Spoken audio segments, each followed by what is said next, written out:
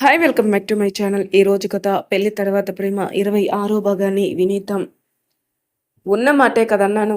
నీ మాటని కాదని నేను ఏ పని చేయలేను, కానీ ఒక్కటి అడుగుతాను, నిజం చెప్పు. నిజంగానే నన్ను ఇల్లు వదిలేసి వెళ్ళిపోమంటావా? 2 సార్లు చెప్పాను కదా వెళ్ళిపో అని. అమ్మమ్మ, బావతో ఎందుకు అలా మాట్లాడుతున్నావు? నువ్వు ఊరుకో, చిన్నపిల్లవి అంటూ కోపంగా అర్జున్ వైపు చూసి, ఎంతసేపు నిలబడతావు? దానికి చెప్పాల్సిన మాటలు ఎలానో చెప్పేశావు కదా అని భారతం అనగాని అర్జున్ బాధగా అక్కడి నుంచి వెళ్ళాడు. అంతలోనే చరిత బెడ్ మీద నుంచి లేచి పైకి లేచి అర్జున్ని చేతిని పట్టుకుంది. చరిత, ఏం చేస్తున్నావు అని కోపంగా అరిచారు భారతమ్మ గారు. బావని ఇంట్లో నుంచి పొమ్మన్నావు, ఎందుకు? నీకు తెలీదా ఎందుకు పొమ్మంటున్నానో? ఇందులో బావ తప్పేముంది? అందరూ బావని తప్పు పడుతున్నారు. చరిత మాటలకు అందరూ షాక్గా చూశారు. చరిత, మతుండే మాట్లాడుతున్నావా? నేను మతుండే మాట్లాడుతున్నాను. మీరే బావ విషయంలో తప్పు చేస్తున్నారు. ఎందుకే వాడి మీదున్న పిచ్చి ప్రేమ, వాడు చేసిన తప్పులు కూడా కనిపించడం లేదా? అమ్మమ్మ, నేనొక మాట చెప్తాను, వింటావా? ఏంటే వినేది? ఇక్కడ నీ జీవితం ఏంటి అనేది మేం ఆలోచిస్తుంటే నువ్వేమో వాడి వెనకేసుకుని వస్తున్నావు. బావ చేసిన తప్పే నేను చేస్తే ఇలానే నన్ను బయటకు గెంటేస్తారా? చరిత, అమ్మమ్మ ప్లీజ్. బావని ప్రేమించింది నేను, కానీ మనసులో మాట చెప్పానా? లేదు. అయినా ప్రేమించే హక్కు నాకెంతుందో వద్దని చెప్పే హక్కు కూడా బావకు అంతే ఉంది. జరిగింది ఏదో జరిగింది కాబట్టి బావని ఇంట్లోనే ఉండనివ్వు, లేదంటే నేను కూడా ఇల్లు వదిలి వెళ్ళిపోతాను అని చరిత అనగానే అందరూ షాక్గా చూశారు. కల్మషం లేని చరిత మనసుకి అర్జున్ మనసు ఒక్కసారిగా చివుక్కుమంది. ఏడుస్తూ ఒక్కసారిగా చరితని హక్ చేసుకునేసరికి అందరి కంట్లో గిర్రున నీళ్లు తిరిగాయి. బావా అంటూ ఏడుస్తూ చరిత చిన్నపిల్లలా మారిపోయింది. ఇంతేనేంట్రా నువ్వు నన్ను అర్థం చేసుకుంది? ఒక్క మాట వల్లి కోసం చెబితే ఇంట్లో వాళ్ళందరితో నేనే మాట్లాడేదాన్ని కదా. పోరా, నువ్వు ఎప్పుడు ఇంతే. నన్ను అర్థం చేసుకో, నేనే నిన్ను అర్థం చేసుకోవాలి. ఎందుకు ఇలా చేశావు బావా? చరిత మాటలకి అర్జున్ ఏడుస్తూ ప్రేమగా గుండెలకి హత్తుకుని నుదుటిన ముద్దు పెట్టు గట్టిగా చూపించాడు. నిజంగానే మూర్ఖుణ్ణే నేను. నిన్ను నీ మనసును అర్థం చేసుకోలేకపోయాను. నీలాంటి బంగారాన్ని కాలదనుకున్నాను. నాకు ఇలానే జరగాలి అంటూ అర్జున్ ఏడ్చేసరికి ఎవరూ ఏం మాట్లాడలేదు. బావా, ఇప్పుడెందుకు ఏడుస్తున్నావు? ఏమైందని? ఇంతకీ వల్లి ఎక్కడుంది? చరిత మాటలకి గాయత్రి కోపంగా వచ్చిన తమాయించుకుని, వెళ్ళిపోయిన వాళ్ళ కోసం ఇప్పుడెందుకు మాట్లాడుకోవడం అంది. అదేంటత్తయ్య అలా అంటారు? వల్లి ఏం పరాయిది కాదు. తను ఇంటి కోడలు. మీ అందరి దృష్టిలో వల్లి ఇంటి కోడలు కావచ్చు, కానీ నా దృష్టిలో మాత్రం అర్జునికి భార్యవి నువ్వే. అత్తయ్య, ఆపు చరిత. దేనికైనా ఒక హద్దుంటుంది. నువ్వు మరీ అంత కనికర పడకు వల్లి కోసం. ఎంత కాదన్నా తను ఒక ఆడపిల్ల కదా అత్తయ్య. అవును, కాదని అనను. తను నిజంగా ఒక ఇంటి ఆడపిల్లలా అన్ని కోణాల్లోనూ ఆలోచిస్తే మాత్రం అర్ధరాత్రిని కూడా చూడకుండా కుటుంబాన్ని వదిలేసి రాదు. అలానే ఇంకొక విషయం అంటూ గంభీరంగా ముందుకొచ్చింది గాయత్రి. ఎప్పుడు లేనిది గాయత్రి ముఖంలో కోపం చూసేసరికి ఎవరు ఏం మాట్లాడలేదు. అత్తయ్య, నీకేం తెలియదు చరిత. నువ్వు కాస్త పక్కకు జరుగు అంటూ చరితని పక్కకి నెట్టి అర్జున్ ఎదురుగా వచ్చి సూటిగా అడుగుతున్నాను, నిజం చెప్పు. వల్లి నిజంగా నిన్ను లవ్ చేసిందా? అదేంటమ్మా అలా అడుగుతున్నావు? అడిగిన దానికి మాత్రమే సమాధానం చెప్పు. లవ్ చేసిందమ్మా. నువ్వు తనది నిజమైన ప్రేమ అని అనుకుంటున్నావా? సూటిగా అడిగిన గాయత్రి మాటకు అర్జున్ అలానే చూస్తాడు. ఏంట్రా అడుగుతుంటే చెప్పడం మానేసి అలా చూస్తున్నావు? నిజంగానే వల్లి నిన్ను లవ్ చేసిందా? చేసిందమ్మా. చేసిందా? చే చేసింది. డౌట్గా ఎందుకు చెప్తున్నావు? డైరెక్ట్గా మనసులో మాట చెప్పు. నిజంగానే లవ్ చేసిందా? అది ప్రేమ కాదమ్మా, ఆకర్షణ. ఫేస్ పక్కకు తిప్పుకొని అర్జున్ చెప్పేసరికి అందరూ షాక్గా చూశారు. వల్లీది ప్రేమ కాదు, ఆకర్షణ అని నీకెప్పుడు అర్థమైంది? ఇప్పుడు ఇవన్నీ ఎందుకు అడుగుతున్నావమ్మా? నీకు నిజమైన ప్రేమంటే ఏంటో, స్వార్థమైన ప్రేమంటే ఏంటో చెబుదామని. అమ్మా అంటాడు. అర్జున్ మాట పూర్తి కాకుండానే చాచిపెట్టి ఒకటిచ్చింది గాయత్రి. ఊహించని చర్యకి చరిత భయంగా చూసింది. ఎన్నడూ చూడని గాయత్రి ముఖంలో కోపం అందరినీ ఆశ్చర్యానికి గురి చేసిందనే చెప్పాలి. చంపేస్తాను, కొడుకు అని కూడా చూడను. వల్లి గురించి నాకు తెలుసు. తన ఇంటికి తీసుకొచ్చిన రోజు నుంచే గమనిస్తూనే ఉన్నాం. చరిత నీతో క్లోజ్గా ఉంటే చాలు తనకి విపరీతమైన కోపం వచ్చేసేది. నీతో గొడవ పడేది. కానీ నువ్వేం చేసేవాడివి? నీ కోపాన్ని చరిత మీద చూపించేవాడివి. అంతెందుకు? ఇదంతా వదిలే. ఒక్కటడుగుతాను, నిజం చెప్పు. ఇప్పుడు వల్లి ఎందుకు నీతో మాట్లాడడం లేదు? నేను ఇల్లు వదిలి వెళ్ళిపోమన్నందుకా, లేదంటే తన కోసం నువ్వు పట్టించుకోవడం లేదనే? రెండు అమ్మా. ఇంతేనా ప్రేమంటే? ఇంతేనా నిన్ను అర్థం చేసుకుంది? అసలు దీన్ని ఎవరైనా ప్రేమ అని అంటారా?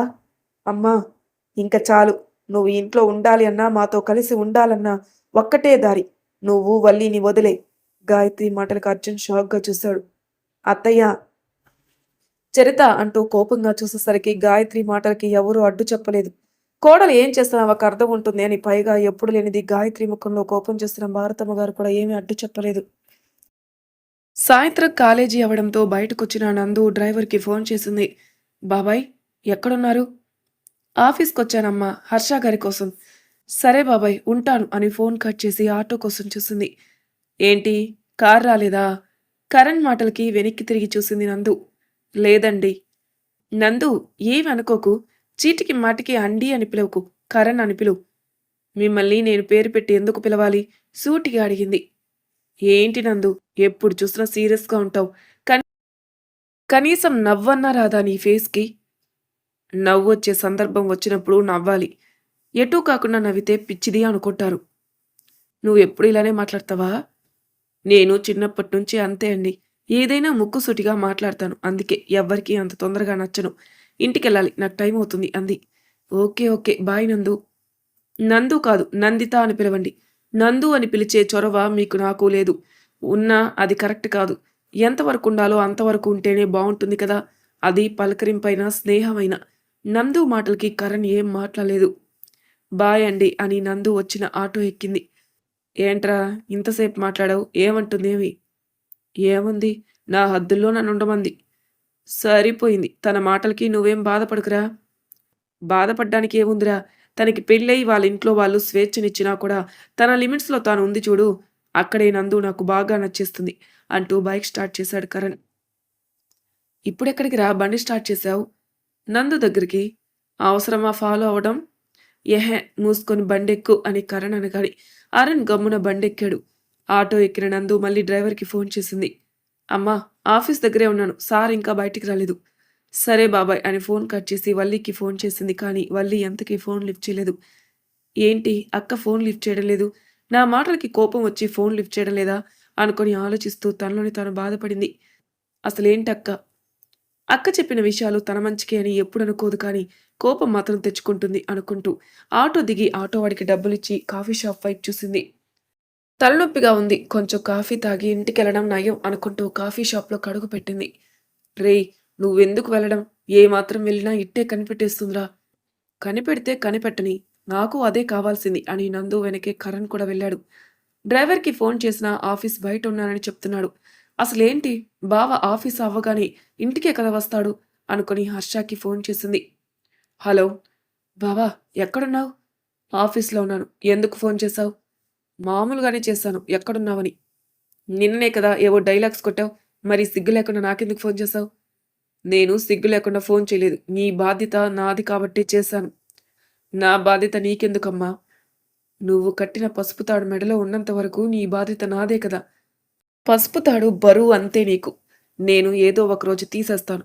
మీటింగ్లో నన్ను పెట్టే ఫోను అని హర్ష అనగాని నందు కంటి నిండా నీళ్లతో ఫోన్ కట్ చేసి విరక్తిగా నవ్వుకుంది. మేడం, ఏం కావాలి అని వెయిటర్ అడగడంతో నందు ఏం మాట్లాడలేదు. మేడం, మిమ్మల్నే. కప్పు కాఫీ అని నుదుటిన చేత్తో రుద్దుకుంటూ పక్కకి చూసిన నందు ఎదురుగా ఉన్న హర్ష వల్లిని చూసి షాక్ అయింది. హర్ష వల్లి ఇద్దరు కాఫీ సిప్ చేస్తూ మాట్లాడుకోవడం చూసి ఎందుకో నందుకి ఎక్కలేని బాధొచ్చింది. ఫోన్ తీసుకుని వల్లికి ఫోన్ చేసింది. కాఫీ సిప్ చేస్తున్న వల్లి ఫోన్ వైపు చూసి కట్ చేసింది. ఎవరు, మీ చెల్లేనా? అవును బావా. నాకే అనుకున్నాను, నీకు కూడా మనశ్శాంతి ఉండడం లేదా? ఫోన్ ఆఫ్ చేసే వల్లి. సరే బావా అని వల్లి అనగాని నందు ఒక క్షణం అక్కడ ఉండాలి అనిపించక తన ఫోను బ్యాగు తీసుకుని ఏడుస్తూ అక్కడి నుంచి వెళ్ళిపోయింది. ఇప్పుడు చెప్పు వల్లి, అసలేం చేయాలనుకుంటున్నావు? ఏం చేయాలో నాకు అర్థం కావడం లేదు బావా. మరెందుకు అర్జున్ అంటే అంత ప్రేమున్నప్పుడు కోపంగా ఫోన్ మాట్లాడ్డం? ఏమో, ఆ టైంలో నిజంగానే నాకు కోపం వచ్చేసింది. అందుకే అలా మనసు విరిగేలా మాట్లాడాను, కానీ ఇప్పుడు తప్పు చేశానని అనిపిస్తుంది. అవునా? అవును బావా. కానీ నేను అర్జున్‌తో కలిసి బ్రతకలేను. ఎందుకు బ్రతకలేవు? ఎందుకంటే చరితనే తనకి కరెక్ట్. మధ్యలో ఈ చరిత ఎవరు? అదే బావ, తన మరదలు. తను నాకంటే ఎక్కువగా అర్జున్‌ని లవ్ చేస్తుంది. చెప్పాలంటే వాడికి కోపం వచ్చినట్టు కూడా ఇట్టే తనకి తెలిసిపోతుంది. ఒక్క ముక్కలో చెప్పాలంటే వాడికి తన మరదలే కరెక్ట్. అలా అనుకోని జీవితాంతకాలం ఒంటరిగా బ్రతికేస్తావా? మరేం చేయను బావ. ఇటు అయిన వాళ్ళని వదులుకున్నాను. కట్టుకున్న వాడికి దూరమయ్యాను. ఇంకా ఏం చేస్తాను? నేను అంతా నా కర్మ అని వల్లి అనగానే హర్ష బాధగా చూశాడు. వల్లి ఏడవకు. చూడు, నేనున్నంత వరకు నీకు ఏమీ కాదు. అర్జున్ని నిన్ను కలిపే బాధ్యత నాది. బావా వద్దు. మరోసారి నేను పొరపాటు చేయలేను. ఇప్పుడిప్పుడే అన్నీ అర్థమవుతున్నాయి బావా. ఏం అర్థమవుతున్నాయి? నేను చాలా పెద్ద మిస్టేక్ చేశానని. నందు మాటలకి అలా అనుకుంటున్నావా? బావా అవును. నిన్నటి వరకు తప్పు చేయలేదు. కరెక్ట్ డెసిషన్ తీసుకున్నావని అనుకున్న నువ్వు సడన్‌గా తప్పు చేశానంటే నాకే ఆశ్చర్యం వేసుకుంది. కన్న తల్లిదండ్రుల్ని బాధ పెట్టడం అంటే మాటలు కాదు బావా. నాకర్థమైంది వల్లి. జరిగిందేదో జరిగింది కాబట్టి వదిలేయ్ అని నేననను కానీ కొన్ని రోజులు నువ్వు మనశ్శాంతిగా ఉండు. నాకెక్కడ మనశ్శాంతి ఉంటుంది బావా. జరిగిందంతా తలుచుకుంటే నిజంగానే నేను అర్జున్‌ని లవ్ చేశాను. కానీ కోపంలో తనని సరిగ్గా అర్థం చేసుకోలేదని బాగా అర్థమైంది. చూస్తాను బావా. ఇప్పుడు కాకపోయినా రేపన్న రోజున తను కట్టిన పసుపు తాడికి సమాధానం చెప్పాలి కదా! చెప్పే రోజొస్తుంది వల్లి. నువ్వింకా ఈ టాపిక్ వదిలేయ్. పద మనం ఇంటికెళ్దాం. ప్లీజ్ బావా నేనెక్కడికి రాను. హాస్టల్‌లో ఉంటాను. ఒంటరిగా ఆ ఫార్మ్ హౌస్‌లో నేనుండలేను. పైగా నా కారణంగా నీకు, నందుకి మధ్య సమస్యలు రావడం నాకిష్టం లేదు. అందుకని ఒంటరిగా కూర్చొని బాధపడతావా? చూడు, నువ్వనుకున్నట్టు నందుకి నాకు మధ్యన భార్యాభర్తల సంబంధం లేదు. తనెవరో, నేనెవరో. ఎంతకాలమని ఇద్దరూ అలా బద్ధశత్రువుల్లా ఉంటారు బావా? ఏం చేస్తాం? మా ఇద్దరికి దేవుడు అలా రాసిపెట్టాడు. మా లైఫ్ కోసం నువ్వేం బాధపడకు కానీ పద ఇంటికెళ్దాం. ప్లీజ్ బావా నేనస్సలు రాను. ఈ విషయంలో మాత్రం నన్ను ఇబ్బంది పెట్టకు. ఏ? ఎందుకు? నువ్వు నందుకి భయపడుతున్నావా? నేనెందుకు నందుకి భయపడతాను? మరి రావడానికి ఎందుకు ఇబ్బంది? చూడు, నువ్వు నా దగ్గర ఉన్నావని ఎవరికీ చెప్పను. సరేనా? బావా! చివరికి నందుకు కూడా చెప్పదు. తనతో నేను మాట్లాడతానులే కానీ ముందు పద అని వల్లి ఎంత చెప్తున్నా వినకుండా కారెక్కించాడు హర్ష. ఇంటికొచ్చిన నందుకి ఎంతకీ ఏడుపు ఆగలేదు. చేతిలో ఉన్న బ్యాగ్ సోఫాలో విసిరి కోపంగా కిచెన్ రూమ్‌కొచ్చింది. తనకి ఎంత కోపం వస్తుందంటే హర్షని, వల్లిని 2 పీకాలనంత కోపం. నా ఫోన్ కూడా చూసి లిఫ్ట్ చేయలేదంటే అక్కడ ఏమనాలి? ఆఫీస్ అని చెప్పి బావ అక్కతో ఉంటున్నాడు. అసలు ఈ మనిషికి కొంచెమైనా సిగ్గుందా? అక్కకి పెళ్లయిందన్న విషయం మర్చిపోయాడా? అనుకుని అంతలోనే నేనెందుకు వాళ్ళ కోసం ఆలోచిస్తున్నాను? వాళ్ళెలా ఉంటే నాకెందుకు? నా పనేదో నేను చూసుకోవాలి. ఇన్ని రోజులంటే ఓపిక పట్టాను కానీ, ఇంక నా వల్ల కాదు. ఎవరెలా పోయినా నాకు నష్టం లేదు. ఇకపై నా జాగ్రత్తల్లో నేనుండాలి. అందరి కోసం ఆలోచిస్తూ, నా జీవితం ఏంటి అన్నది నేను మర్చిపోతున్నాను అనుకుని, కోపం తగ్గించుకొని స్టవ్ మీద కాఫీ పెట్టింది. ఇంతలో లోపలికొచ్చింది మంగి. అమ్మాయి గారు వంట ఏం చేయమంటారు? బిర్యానీ. చికెన్ వండుతావా మంగి? నందు మాటలకు ఆశ్చర్యంగా చూస్తుంది. ఏంటి మంగి అలా చూస్తున్నావు? మీరు నైట్ టైం టిఫిన్ కదా అమ్మా చేసేది. అందుకే అలా అడిగాను. ఈరోజు మాత్రం కడుపు నిండా భోజనం చేయాలనుంది. వండు మంగి. నేను మనిషినే కదా! నాకు ఆకలి ఉంటుంది అని నవ్వుతూ మంగి చేతికి కాఫీ కప్పిచ్చి తను హాల్‌కొచ్చింది. ఏంటి అమ్మాయి గారు తేడాగా ఉన్నారు అనుకుని కాఫీ తాగి వంట స్టార్ట్ చేసింది మంగి. మంగి ఏంటి అమ్మాయి గారు? నీకు నాకు మాత్రమే వంట చెయ్యి. అర్థమైందా? మరి అయ్యగారికి? ఆయన ఆకలేస్తే ఆయన తింటారులే మంగి. నువ్వు మాత్రం మనిద్దరికీ వంట చేసేయి అని చెప్పి నందు డైరెక్ట్‌గా తన రూమ్‌కెళ్ళింది. ఎప్పుడు లేనిది నందు ప్రవర్తన తేడాగా ఉండేసరికి మంగికి ఆశ్చర్యంగా అనిపించింది. నేను చేస్తుంది నిజంగా నందు అమ్మాయి గారేనా? లేదంటే వేరే ఏమన్నానా? కారణం లేకుండా నందు తల్లి ఇలా మాట్లాడదు. నాకు తెలిసి ఏదో జరిగే ఉంటుంది. హర్ష బాబు ఏం చేశారో అనుకుని ఆలోచిస్తూ ఎప్పుడు లేనిది నందు ఇష్టంగా బిర్యానీ అడిగిందని మంగి కిచెన్ రూమ్‌కి వెళ్లి వంట చేసింది. ఇక్కడ రూమ్‌కొచ్చిన నందు ఫ్రెష్ అయ్యి బెడ్ మీద కూర్చుంది. రూమ్ అంతా సర్దుకుని కాసేపు చదువుకుంది. ఇంతలో ఉమా ఫోన్ చేయడం చూసి బాధపడింది. హలో అమ్మా! ఎలా ఉన్నావు? నేను ఫోన్ చేస్తే కానీ అమ్మ ఎలా ఉన్నావు అన్నమాట. రాలేదు అంటే మమ్మల్ని మర్చిపోయావా? ఏంటమ్మా ఆ మాటలు? మిమ్మల్ని ఎలా మర్చిపోతాను? అయినా ఈ రోజే కదా ఫోన్ చేయలేదు. ఏదో నెలల తరబడి ఫోన్ చేయలేనట్టు మాట్లాడుతున్నావు. నువ్వు ఒక్కరోజు ఫోన్ చేయకపోయినా నాకు బుర్ర పని చేయదే. ఎలా ఉన్నావు? బావ నిన్ను బాగా చూసుకుంటున్నాడు కదా? హా! అమ్మా! బావ నన్ను చాలా బాగా చూసుకుంటున్నాడు. ఇంతకీ నాన్న ఎలా ఉన్నారు? అందరం బాగున్నాం కానీ, రేపు నాన్న నిన్ను చూడ్డానికి వస్తాం తల్లీ. నిజంగానా? ఎంతో సంతోషంగా అడిగింది నందు. ఎందుకుండదు? కన్నవాళ్ళ మీద ప్రేమ తనకి అంటూ తోడుగా ఉంది. వాళ్ళ అమ్మా నాన్నే కదా! అవును తల్లి. పెళ్ళైన దగ్గర నుంచి నిన్ను అస్సలు చూడలేదు. పైగా నాన్నను కూడా ఒకసారి హాస్పిటల్‌కి తీసుకొని వెళ్దామని. అవునా? నాన్నకేమైందమ్మా? ఎంతో కంగారుగా అడిగింది నందు.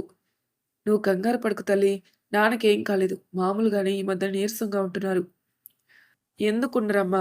పైకి నాన్న అలా ఉంటారు కానీ ఆయనకి కూతురు మీద బెంగుంటుంది కదా! కూతురి మాటలకి ఏడుపు ఆపుకుంది ఉమ. నాకు తెలుసమ్మా. అక్క మీద ఎంత కోపం ఉన్నా కన్న ప్రేగు బంధం కదా! అంత ఈజీగా ప్రేమని చంపుకోలేరు. రేపు నేను బస్ స్టాప్‌కొస్తాను సరేనా? ఎందుకురా బస్ స్టాప్‌కి? అత్తయ్య కారులో వస్తాంలే. అత్తయ్య కారెందుకమ్మా? ఇలా అంటున్నారని వేరేగా అర్థం చేసుకోకు.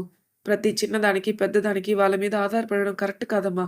నా దగ్గర డబ్బులున్నాయి. మనింటి పక్కన సుజీ అక్కుందిగా. ఒక 3000 పంపిస్తాను. అవి తీసుకొని ఛార్జీలు పెట్టుకొని రండి సరేనా?